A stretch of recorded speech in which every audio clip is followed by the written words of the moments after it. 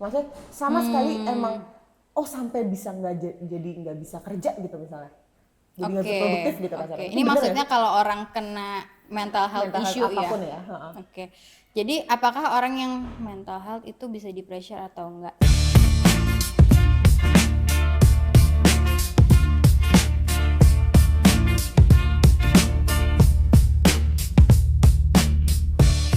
Sebenarnya bahkan di dunia ini ada namanya, misalnya nih contoh aja, ngambil contoh kasus ya kayak depresi itu ada yang high functioning juga lagi, ada yang bentuknya kayak tetap bisa kerja tapi sebenarnya misalnya pas di dalam rumah dia sendiri dia langsung breakdown gitu, atau misalnya dalam hatinya sebenarnya kosong aja, jadi tuh kerja ya udah bener kerjanya tapi autopilot aja gitu tuh ada. Tapi kalau misalnya jadi nggak bisa di pressure, tergantung disordernya sih, maksudnya kan kayak mental health issue tuh macam-macam ya, ada kalau kita ngomongin mental disorder gitu ya, itu ada macam-macam gitu, ada yang ngetren kan anxiety gitu kan, depression kayak gitu ya, itu mungkin terkait di pressure bisa apa enggak tergantung severity-nya juga. Severity tuh kayak tingkat keparahannya gitu kan. Kalau misalnya yang kayak masih mild aja gitu kan gitu ya, pada beberapa orang mungkin masih bisa gitu kan, tapi kalau yang udah berat banget jangankan di pressure, dia mungkin self care, diri dia self care yang maksudnya yang mandi makan itu aja udah mulai nggak teratur tuh gitu, udah mulai kayak di otaknya tuh juga. Jadi depresi kan nggak semata masalah jiwa aja ya, tapi juga di struktur otaknya berubah gitu, jadi udah mulai jadi ada gangguan tuh, misalnya dia jadi kayak agak appetite-nya tuh, nafsu makannya jadi nggak ada kayak gitu kan, terus kepenginan dia buat tidur, kebutuhan tidur dia tuh sama otak dia juga nggak terdeteksi gitu kan, gitu. Berarti koslet lah ya, berarti bener dong kalau dibilang koslet tuh orang gitu. Tapi kasihan banget gak sih dibilang koslet, nggak berani gue. Itu emang impact banget ke Si otaknya ya. impact ke otak. Dan ya gue pernah denger juga podcast psikiater gitu ya, kayak depresi gitu misalnya, terus semakin lama nggak ditanganin gitu dia semakin banyak yang rusak gitu, jadinya bisa jadi semakin parah gitu kalau misalnya kelamaan nggak ditanganin gitu. Jadi makanya bawa aja dia langsung apapun kondisi yang tidak nyaman gitu ya segera dikonsultasikan lah kepada teman-teman saya yang psikolog. Jadi emang ya itu self awareness juga ya jadinya ya. Betul mesti Kita aware. harus tahu juga ya, kita sebenarnya kan orang yang ke psikolog itu kan belum tentu dia tahu dia punya penyakit atau enggak kan, atau orang ke psikolog tuh pasti dia punya sesuatu hal yang kayak orang ke dokter umum aja gitu, oh ya gue sakit batuk pilek, gue suntik dan lain-lain. Apa orang ke psikolog ya dia cerita aja, ada aja orangnya gitu. Iya, ya kalau misalnya udah umurnya cukup dewasa tuh seringnya kalau ke psikolog biasanya mereka udah nyadar ada yang nggak nyaman di gue gitu kan. Tapi kalau misalnya yang anak-anak gitu ya, misalnya kayak anak masih remaja kayak gitu tuh kadang bukan dianya yang nyadar tapi orang tuanya yang mulai curiga nih, kenapa kok anaknya sulit terbuka gitu, kayak ada tekanan batin gitu kan, diem aja gitu. Nah itu bisa aja dianya nggak nyadar gitu kan, tapi pas di bawah jadi nyadar nih apa masalahnya kayak gitu. Bisa juga kadang-kadang kalau klien remaja, teman-teman gue yang psikolog cerita yang masalah bukan anaknya, ternyata orang tuanya. Oh bisa jadi gitu. Bisa jadi ya ternyata orang tuanya yang perlu diperbaiki Yap. gitu kan, kayak gitu sih. Berarti kalau dari satu keluarga ada yang memang mengalami mental health, semuanya harus ikut serta. Nggak melulu. Cuman kalau misalnya keluarganya berfungsi dengan baik ya artinya kayak semua bisa support kesembuhannya si orang satu ini gitu kan, dan yang lain tuh cukup, kita bisa bilang cukup sehat mental lah bisa gitu. Cuman kalau misalnya nanti psikolognya ngegali-gali ternyata ngelihat ada sumber masalahnya juga ternyata ada di keluarga tersebut gitu, mungkin disaranin juga ada family terapi kayak gitu tuh ada gitu. Jadi terapinya bareng-bareng sekeluarga semua dibenerin. Ada juga ya. Ada signalnya nggak sih? Kayak, Oh iya bener sih. pasti kayaknya lu udah Pasti ke psikolog gitu ya misalnya. sick for inilah expertise gitu. Kalau yang individu gitu ya, kalau yang family tadi gue mungkin kurang expert ya karena itu gue bukan di situ ranahnya. Cuman kalau misalnya kayak individu gitu, kapan waktu yang tepat ke psikolog? Jawabannya kalau lu udah ngerasa nih kayaknya nggak nyaman dan gue nggak bisa handle sendiri sih gitu. Apapun itu yang tadinya kita bisa handle sendiri, tiba-tiba nggak bisa. Pokoknya itu. Apapun itu, karena kalau misalnya datang ke psikolog tuh nggak mesti harus ada diagnosa terus lu terdiagnosa depresi, anxiety, nggak mesti perlu. gitu. Kadang-kadang kita cuman butuh cermin aja atau butuh teman tukar pikiran aja tuh psikolog juga nerima kok kayak gitu. Bahkan ada maksudnya kayak tenaga orang ya yang memang disiapkan untuk menangani kayak curhat-curhat yang non klinis gitu ya. Gue pernah ikut trainingnya juga gitu ya, peer counseling namanya. Nah itu tuh sebenarnya bisa juga cerita dulu ke orang kayak kitanya, kayak gitu, peer counselor gitu. Beberapa biro psikologi itu menyediakan kayak layanan-layanan kayak gitu sih. Jadi peer counseling dulu, kalau emang harus ke psikolog baru ke psikolog gitu. Di mana tadi tempat layanan? Ada hotline-nya. Tertarik ya gitu, nanti di bawah ini mungkin AdSense atau apa ya bisa ya kita kolaborasi. Sebetulnya editan semua.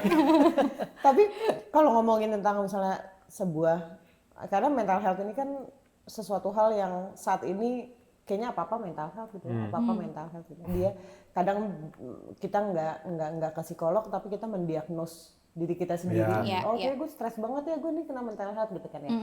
Cuman di balik itu semua gitu ya. Nih gue nggak tahu ini masuk ke dalam ranah mental health apa enggak. Kadang kan kita ngomongin kata move on gitu dari sebuah relationship itu kan susah banget ya. Masa sih? Iya deh.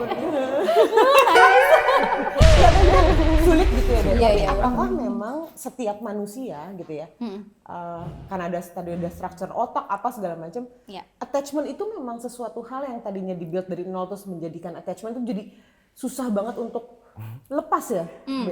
Itu memang maksudnya itu emang maksudnya gini. Itu memang ada di manusia gitu ya, pada saat kita klik terus kita harus memutuskan untuk oke, gue patahin saat ini gitu. Itu kan susah banget tuh melawan itunya. Nah itu emang dari otak kita memang susah atau enggak kok, itu cuma pikiran lu doang misalnya dengan ada advice kayak gitu. Kita lagi konsul nih. Butuh waktu berdua Saya. Nggak apa-apa kok ya. Jadi gue juga dong.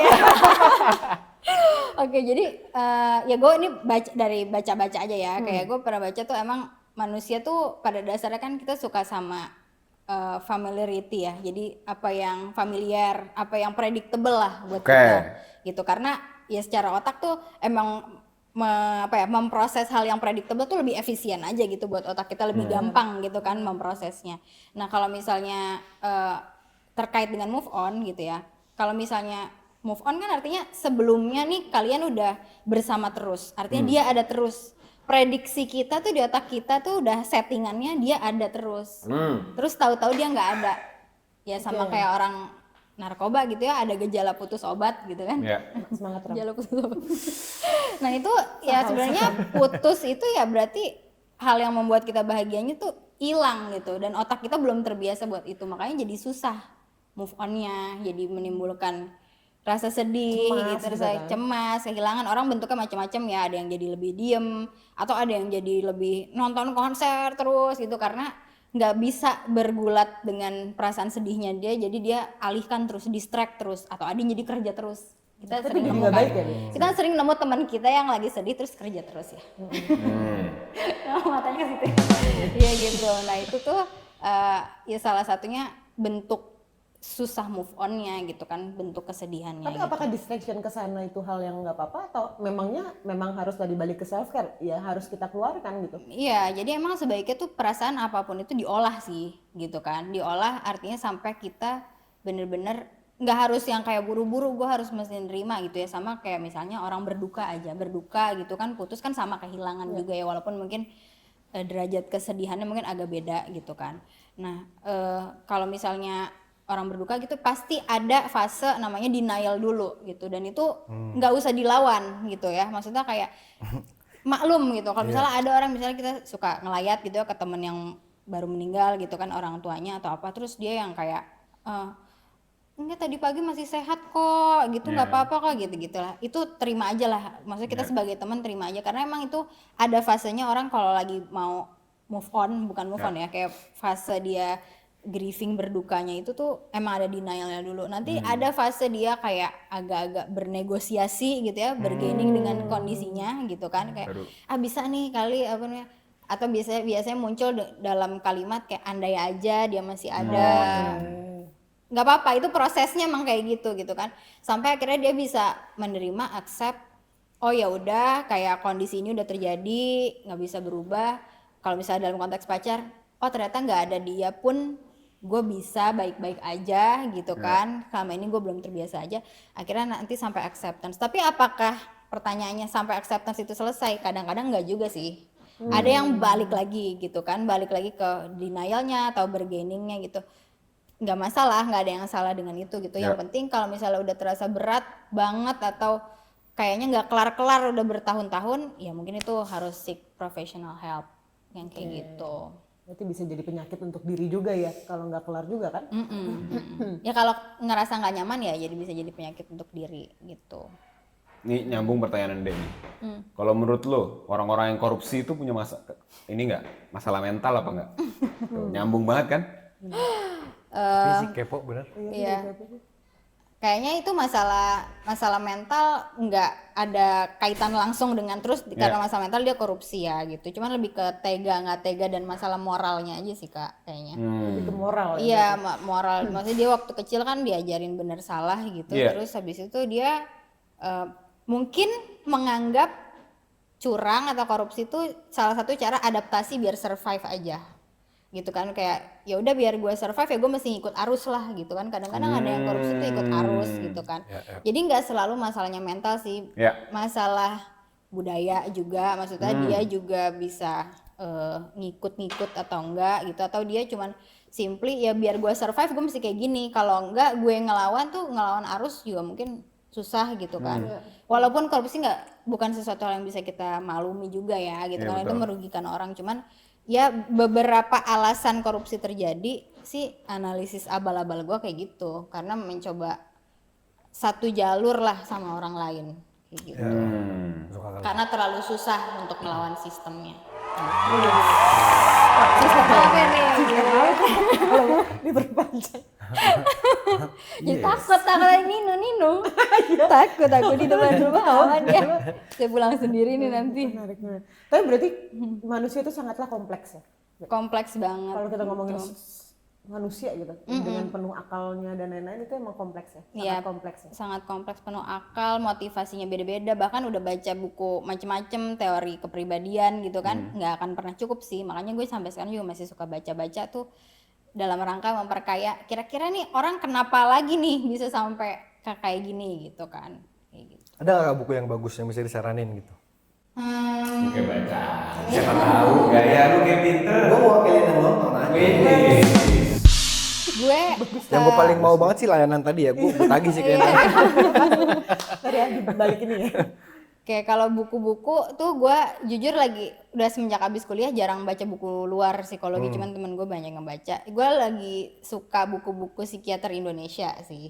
Psikiater Indonesia tuh kayak ada merawat luka batin kayak gitu. Nah itu tuh kayak ngupas ya bener berat pas bacanya. Gue nggak bisa cepet-cepet juga ya bacanya, karena dia ngupas kayak waktu kecil tuh kita gimana gitu kan. Dan itu mungkin aja terbawa sampai kita dewasa polanya, tapi kita nggak nyadar kayak gitu. Itu buku tuh Kak? Buku. Kirain apa? Pasti bukan. Jawab nih. Fun fact nih. Iya. Masih di kulit kambing gitu. Paham. Emosi banget ya. Iya kayak gitu. Itu sih ya mungkin ya salah satu rekomendasinya gitu kan. Cuman gue masih ongoing juga baca yang lain. Tapi memang buku-buku tentang manusia memang pasti seberat itu ya. Seberat itu karena ya sambil baca kita kan sambil ngupas diri kita sendiri juga kan gitu kan. Jadi kadang-kadang juga perlu merenung dulu, menenangkan diri dulu, beberapa memori masa kecil gitu kan. Kadang-kadang pas kita gini, oh pantas aja gue jadi orang kayak gini ya karena gue digini-gini. Mungkin ada rasa nggak terima dulu. Kok gue waktu kecil diginiin ya gitu, atau kok gue dididiknya kayak gini sih, ini kan salah gitu kan. Gue pokoknya nggak boleh kayak gitu. Tapi ya itu adalah kenyataan yang harus kita terima dulu. Terus ya kita pelajarin kenapa akhirnya kita bisa kayak gini. Kalau kita udah tahu ya kita istilahnya apa? Unlearn gitu. Kita kita ubahlah cara kita yang dulunya mungkin kita overthinking kayak gitu kan, atau kita terlalu menganggap semua orang lain salah gitu, kita kembalikan ke diri kita mana yang bisa dikontrol gitu. Tapi cara kontrol overthinking gimana Kak?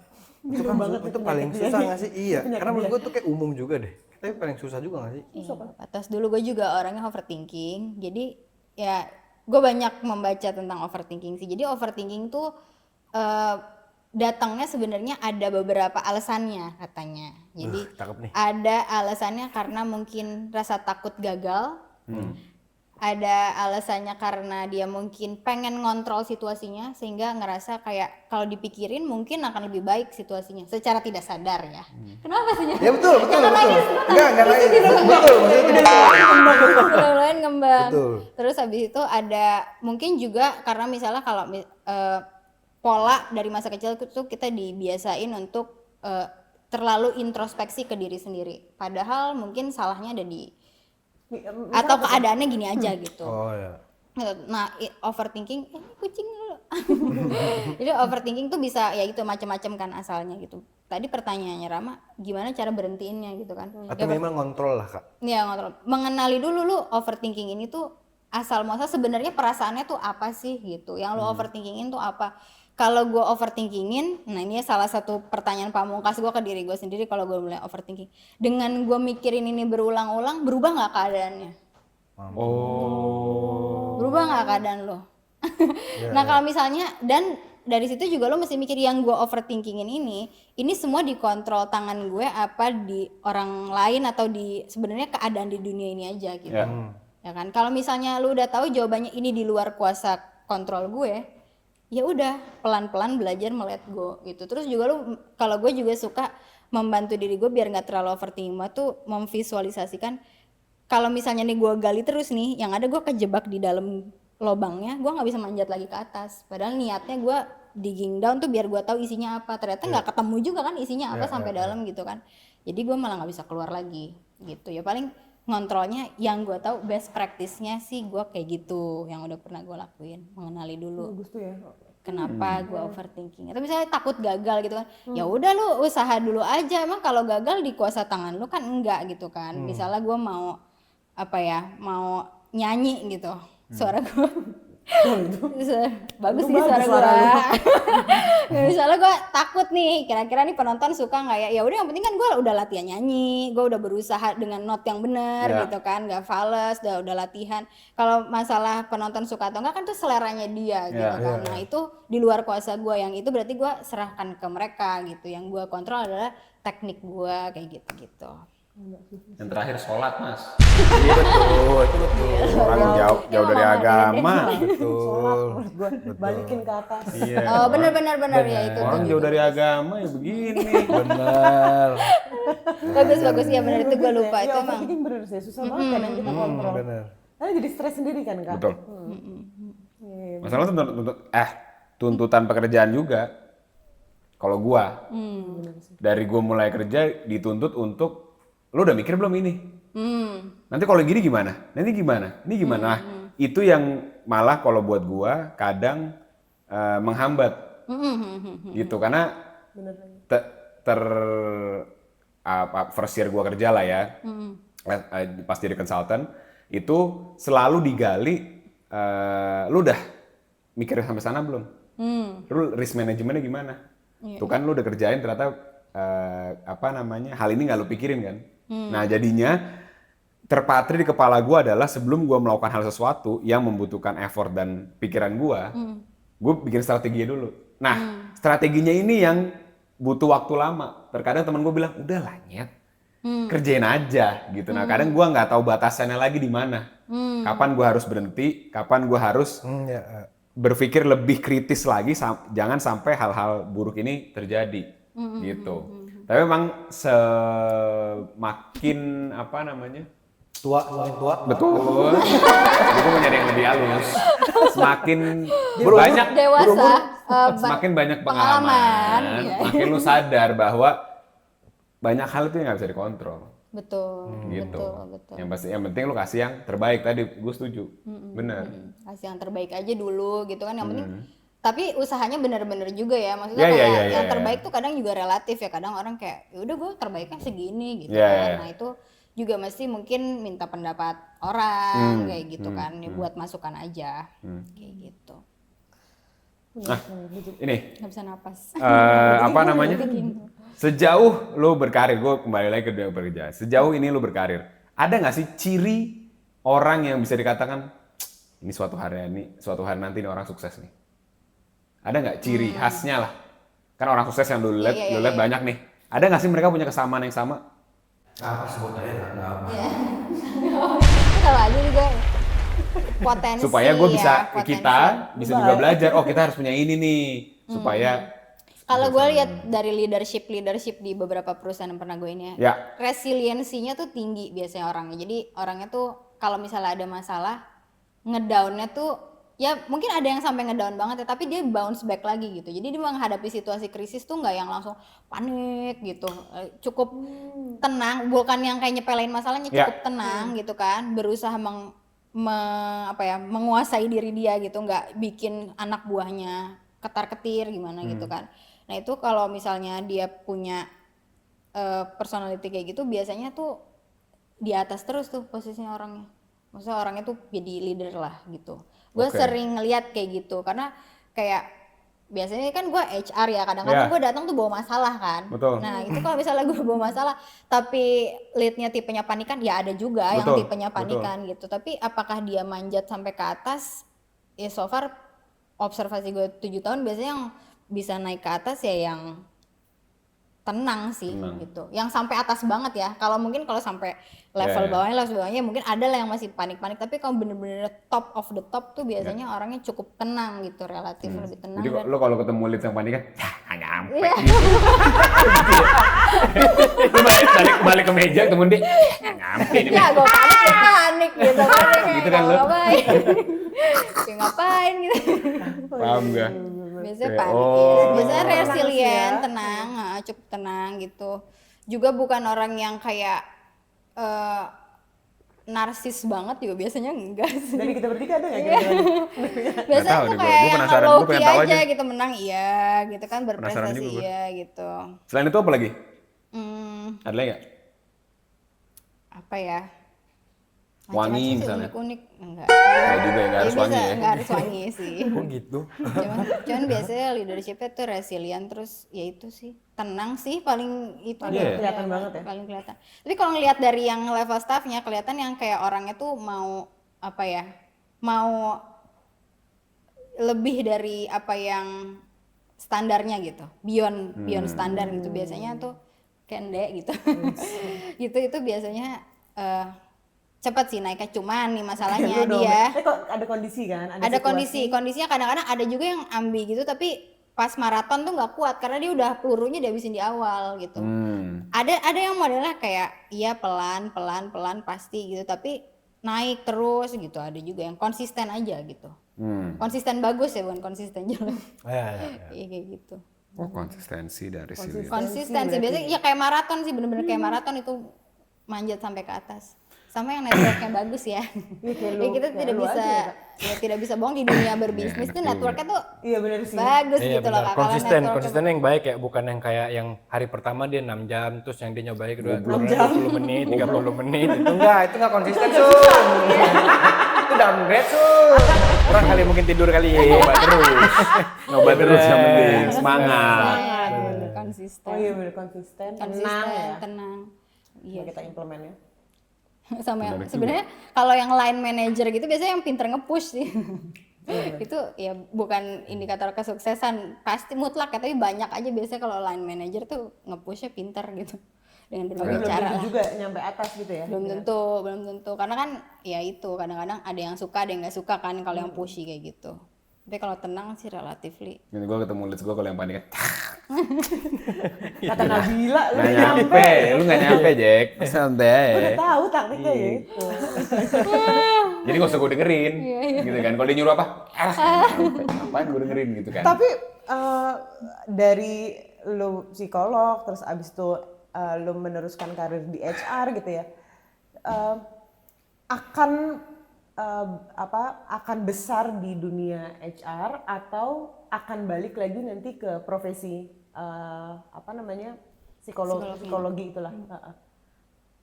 Kayak pertanyaan interview ini ya, beasiswa Tapi gue kayak gitu. kenapa kalau kayak ada profesi gitu lebih, ya misalnya kayak Kak Uca ya interview bintang tamu kita kemarin, dia sekolah terus gue kayak nggak bisa, yaudah gue profesi deh gitu loh. Ada kalau kita kan pekerja yang emang pekerja aja, kita urusan ekonomi aja. Nasib. Gue tuh ya, surprisingly dari dulu sebenarnya gue mikirnya selalu jadi praktisi sih. Selalu gue mikirnya maksudnya karena kebetulan keluarga gue juga banyaknya pegawai ya gitu, kayak nggak banyak orang bisnis, wirausaha juga nggak banyak gitu, pokoknya karyawan gitu, sehingga di vision gue dari dulu ya jadi praktisi aja, jadi profesional aja gitu kan.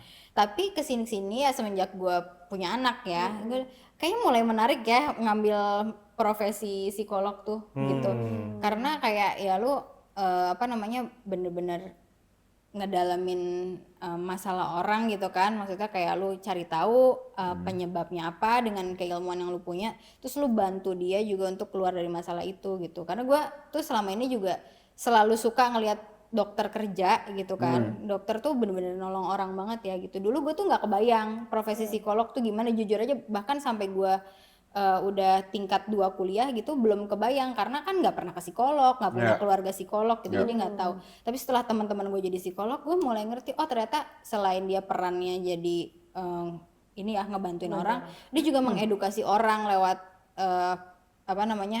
kayak webinar gitu kan, mengedukasi orang-orang atau misalnya ke daerah-daerah kecil atau ke kelas-kelas remaja gitu kan, itu kan impactful banget ya, ngebangun mental orang gitu, mental anak-anak. Kita bisa lihat kayak generasi sekarang aja jadi lebih melek sama mental health gitu kan. Itu kan gue ngeliat itu prestasi ya sejawat psikolog gitu kan, orang-orang tuh. Jadi kayak orang tuh jadi lebih nggak toksik sama anaknya gitu, jadi lebih harmonis hubungannya. Jadi suatu hari mungkin generasi juga jadi lebih bagus, lebih pinter. Soalnya gue mungkin sharing aja ya, gue tuh suka kadang ngeliat kalau orang yang dari kecil itu nggak punya banyak trauma gitu ya, sehat banget mentalnya, tuh kayak nggak punya backpack yang gede untuk dia mencapai karir yang sukses sih. Gua gitu. banget tuh, gua banget tuh. Gue lihat kayak ini observasi aja ya gitu, kayak ngelihat oh iya nih kayak lebih langkahnya tuh lebih ringan aja, mungkin dia struggling juga ya untuk berusaha mencapai itu, cuman kayak gue lihat kayak dia dapat support keluarganya kayak gitu. Jadi ketika dia rasanya mau terpuruk banget atau jatuh, nggak sampai sedih-sedih amat gitu, bisa bangkit lagi gitu kan yang kita perlukan sebenarnya untuk menghadapi hidup ini anjay itu kan kayak bisa bangkit lagi abis kita jatuh kan gitu. Nah itu kan kadang nggak semua orang punya gitu support system yang kayak gitu. Berarti pondasi utamanya keluarga gitu ya Kak berarti? Ya. Itu penting ya? Banget sih, ternyata banyak banget gitu. Hal-hal kecil, attachment lu, terus cara lu menyelesaikan masalah lu tuh sebenarnya dari awal tuh belajarnya dari orang tua lu dulu, nomor 1 gitu. Benar. Gue punya pertanyaan. Oke. Kok bagus denger nih. Kan katanya karena Bila juga nontonin kita kan? Iya nonton. Nagih gitu. Nggak, karena gue punya pertanyaan adalah bisa menilai karakter masing-masing nggak Kak? Oh iya. Dia gimana? Cakep pertanyaan lu, Jack. Bener. Cakep pertanyaan lu. Kelas. Hari ini lu keren. Hari ini lo keren. Ger banget Hari ya. ini lo keren. Diam menurut gue keren. Takut banget sama Rama. Nggak boleh terlalu judgmental sama orang, cuman kan apa yang gue lihat. Iya. Bebas aja. Ini kutipannya dulu. Iya, takutnya Kita nanti orangnya nggak kayak- baperan kok. Bener. Tolong cut ya. Iya benar. Dari Kak Oksa dulu, gue baru. Terserah deh dari siapa lah. Iya. Ini pasti udah. Kalau gampang dia ya? udah, iya cukup gampang sih, Inde. Tiap hari juga nempel. Benar. Nempel. Kalau Kak Oksa kayak ya supel banget orangnya, terus gampang banget berbaur sama orang. Ya gue juga tadi kayak baru kayak kan gue juga nggak sering-sering amat kayak ngelihat Kak Oksa terus duduk tadi kayak udah langsung nyaman aja gitu, dia ngobrol ngalir aja gitu kan. Terus Maaf, kena di sini gue. bagus, dia bagus, dia networkingnya. Cuman kalau mungkin Kok ada cumannya? Sisi lainnya gue nggak tahu. Sisi lainnya gue sorry. nggak tahu Nggak kak. apa-apa. Sisi lainnya gue nggak tahu. Iya. Gitu. Tapi yang lo lihat Setuju pertama itu. kali first impressionnya First itu. impressionnya kayak gitu, kayak ini orang kayaknya networkingnya gampang nih, soalnya dia orang masuk mau orangnya kayak gua tadi pendiam gitu, atau gimana dia ada aja yang diobrolin gitu kan. Emang kalau di keluarga kita dia yang memang selalu membuka Benar. pintu untuk obrolan buka pintu. dari tua sampai yang anak kecil aja gitu. Benar. Benar. Gila gitu. Oke, Oh, gitu. Rama. Ende dulu deh, Ende dulu. Jadi biar agak ada yang ditunggu gitu Bener, kan. bener. Kalau Ende sih Bagus ya, deh mainnya. dia tuh kayak kelihatannya awal-awal ya kayak galak banget kak. Kayak galak banget, kayak ini susah banget nih kayaknya temenan, mau berusaha berteman sama nih orang gitu. Kayak single dingin. Enggak anjir. Tapi dia tuh sebenarnya kayak orangnya tuh mikirin orang lain banget gitu kan. Mungkin cara dia pertama kali mau masuk ke orang, mungkin dia juga ada malunya kali dia, makanya dia kayak Bingung galak, sih. kayak jutek gitu. Iya. Kenapa sih nggak bisa happy aja gitu? Sabar ya, Kak. Protesnya sabar ya kak gitu. Cuman dia tuh juga problem solver banget ya, btw ngomong-ngomong. Jadi gua kalau misalnya ada masalah yang kerjaan gitu ke dia juga langsung ada aja, diginin aja gitu kan. Keren Padahal banget belum ya tentu bener sih. sih. Belum tahu Iya, jurang iya, aja bareng berdua iya. kita. Tapi dia ekspresif banget sih kak. Oke. Nah itu dia ekspresif banget, maksudnya kayak kalau lagi gua punya emosi besar, dia punya emosi besar, wow, dia tuh kayak wow, kayak bola api nyala-nyala bareng-bareng gitu. Tapi ya seru aja, gue suka punya temen model kayak gini gitu, karena pas gua lagi gimana gitu perasaan gue nggak garing sendirian Iya. aja. Panjang ya. Kalau Rama nih, Gokil. deg-degan. Gue takut so tau sih, tapi kasih tau aja ya. Ya. Kan lu kocak banget nih ya kalau lagi Anjay. ngoceh. Kan lu kocak nih kayak asbunan lu tuh ger terus gitu kan. Gokil. Santai Emang di ini. terakhir itu ada komedian Iya. terakhirnya. Gue kaget tadi pas pertama ketemu nih kok kayak ayam sayur ya diam aja gitu kan. Kayak gitu. Cuman mungkin lu sebenarnya juga sensitif kali Ram sebenarnya orangnya. Tapi lu poles aja sama lucu-lucu lu itu. Anjir. So tau sih gue, tapi gak tahu bener nggak kayak gitu. Kalau tadi sebenarnya karena dia gelasnya belum diisi. Iya, jadi dia aus. Aus. Begitu diisi sama air putih, bawel dia. Tapi jawab Baru- Ram, bener baru on nggak dia. sensitif? Lu. Sensitifnya tuh maksudnya kayak sebenarnya lu tuh ada perasaannya juga kayaknya. Nggak cuek-cuek amat lah. Gak cuek-cuek amat lah sebenarnya. Cuman tetep ya lucu terus aja jadinya gitu. Bener banget. Anjir. Kembang-kembang. Gokil. Gokil. Setahu gue aja ya, soalnya kan lu kayak suka mengeluarkan pertanyaan tuh ger-ger gitu, lucu terus gitu kan. Kalau orang lucu tuh biasanya observan banget sama orang lain. Nggak mungkin lu tiba-tiba lucu, lu pasti ngelihat ini kayaknya yang dibikin lucu tuh ini deh, yang bikin lucu ini. Lucu tuh bakat tau. Gokil. Akhirnya Gue baru sekali denger ada orang bilang lo lucu sih. Lucu tapi dia lucu tahu, nggak tahu. Mana aja, dia Sun. lucu. Hebat lu. Prank lo. Prank kenal berarti. ada gernya aja gitu ya, Be? Ada aja gitu kan, berarti dia sebenarnya mungkin otaknya dia nggak nyari, dia nyari nih apa nih yang ger nih yang Bener. lucu gitu. Karena self care-nya gue di situ, Kak. Gila. Masuk. Nabila Lu gitu. masuk ya. Lu mau curhat, tiba-tiba curhat nangis jadi tiba-tiba. Jangan tapi ntar abis ini. Be, gue mau cerita sebenarnya. Bacot banget anjir. Dia menang sih hari ini, dia menang. Dia menang hari ini. menang, Ini menang. hari dia. Dia Ini hari dia. Ini hari Boleh. dia. Boleh, Depan boleh, boleh. Nabila, oke. Kelas, Gini kelas. gitu gua berarti. Kelas. Ya, mungkin ada yang mau tanya nih nggak ke ibu? Gua ini apa namanya? Sebenarnya kita sebagai apa namanya manusia, gitu ya. Apa sih yang harus kita selalu bawa supaya orang-orang di sekitar kita nyaman, kemudian bisa ngebantu juga kita di karir, nggak hanya di karir, di kehidupan pribadi berkeluarga juga, gitu. Ada nggak sih suatu hal yang mestinya hal ini yang harus kita tanam, nggak cuma di kita sendiri, bahkan ke apa namanya anak-anak yang kita ajarin juga gitu, atau anak kita sendirilah. Ini berat banget tuh pertanyaannya ya.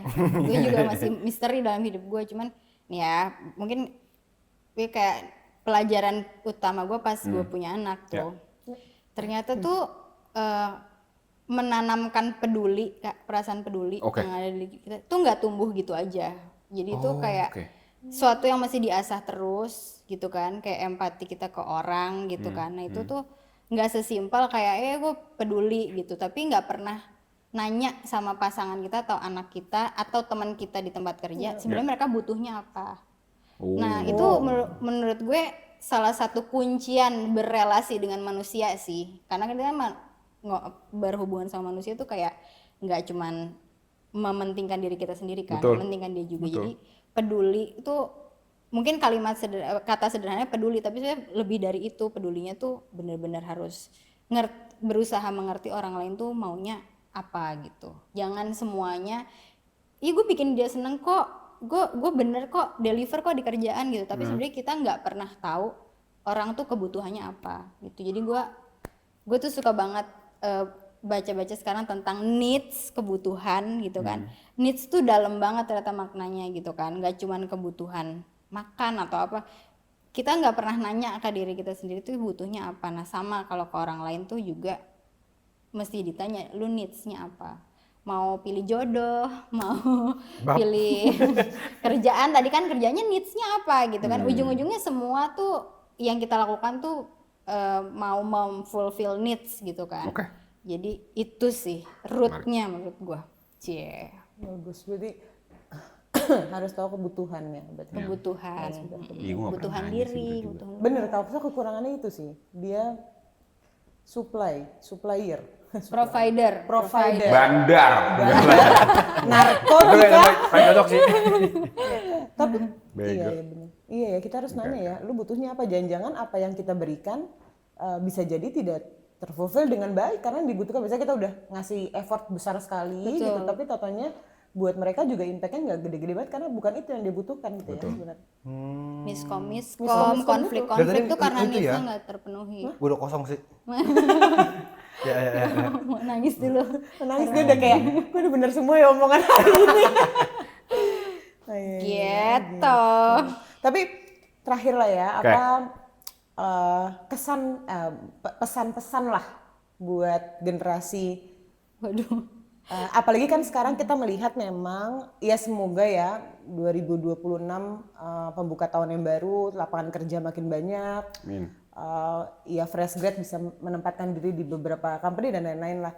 Cuman apa pesan-pesan lu lah sebagai lulusan nih, gue highlight deh, bukan gue nggak seorang, tapi lulusan psikolog dan bekerja 7 tahun sebagai HR yang dimana lu ngurusin banyak orang, mungkin sampai kita kadang suka nggak ada waktu untuk take care ourselves, tapi kita harus mementingkan kepentingan orang dan itu kerjaan kita dan kita dibayar kayak gitu. Gitu. Nggak ada yang pernah nanyain kita, nggak ada. Jadi itu HR gitu. Nggak, tapi apa pesan-pesan buat anak zaman sekarang lah untuk mencari kerja atau untuk self care-nya mereka atau dari apapun deh motivasi. Ya kita hidup kan harus terus memotivasi diri kita, butuh challenge dan apa pesannya deh dari lu? Gue kayak udah tua banget udah Makanya mau empat ya. Banyak nanya ke diri sendiri. Jadi journey-nya tuh jangan keluar terus, jangan ambisi, tapi tanya ke dalam juga. Mungkin diri lo yang mesti banyak ditanya, banyak didengerin kayak gitu. Kalau gue pesannya kayak gitu. Kenapa? Karena kayak di dunia serba cepat ini, kayak gue penguasa dunia aja. Karena dunia ini tuh cepet banget, nggak sih? Semenjak ada teknologi, semenjak ada platform tok itu gitu kan, scroll kayak sosial media cepet banget semuanya. Segala hal serba cepat, apa dibuat instan, semua maunya cepet-cepet. Tapi kita tuh jadi lupa gitu. Sebenarnya kayak secara esensi kita tuh butuhnya apa, pengennya apa. Kita sibuk pengen ikut tren pengen ikut tren ini, pengen jadi manajer di usia segini, pengen jadi pengen berkeluarga di usia segini. Semua hal tuh jadi kayak ada di targetnya, tapi kita nggak pernah nanya sebenarnya kita butuh itu nggak sih, sebenarnya kita suka itu nggak sih, kayak gitu. Coba tanya. Mungkin nggak pernah, banyak orang nggak pernah ngobrol sama dirinya sendiri sih, gitu. Gue sih ngeliatnya, gue pun baru nyadar untuk ngobrol sama diri gue sendiri tuh pas gue udah 28 ya umurnya. Sekarang umurnya berapa? Oke, 28. Itu gue mulai kayak tiba-tiba kebuka pikiran gue. Oh ternyata gue mesti nanya gitu ke diri gue sendiri, gue butuhnya apa? Gue nih punya anak, maunya gue apa maunya dia gitu. Kebutuhan gue apa kebutuhannya dia kayak gitu. Jadi ya semua tentang nanya sih ke diri sendiri gitu. Jangan keluar terus, kalau keluar terus, lihat ke atas terus, pasti ngerasa ngedown terus, ngerasa nggak pernah cukup, ngerasa gagal terus deh gitu. Atau ngerasa nggak passion kayak tadi. Mungkin orang nggak passion itu juga nggak pernah nanya ke dirinya sendiri sebenarnya passionnya apa? Emang ada passion? Emang butuh passion? Misalnya kayak gitu. Atau sebenarnya simply butuhnya survive aja. Berat, Cik. Tuh tergampar sumpah berat. Berat ya? Oke, seperti itu. Nanya, jadi jangan lupa Kak menanya ke diri sendiri ya. Mungkin kita bertiga lupa sih untuk menanyakan.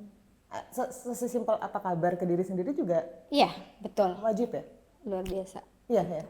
Jadi apapun ya yang Misalnya kayak sedih, uring-uringan nggak bisa mikir, nanya dulu. Oh, sebenarnya nih gue sedih, kecewa, sedih, marah, apa penyebabnya apa? Kebutuhan gue sekarang apa?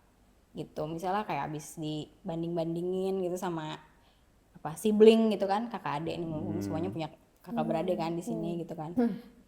Misalnya tersinggung gitu kan. Oh ya ini gue marah gitu, gue marah sama bokap gue apa sebenarnya gue marahnya tuh karena ego gue kesentil gitu. Nah nggak banyak orang punya pemikiran kayak gitu.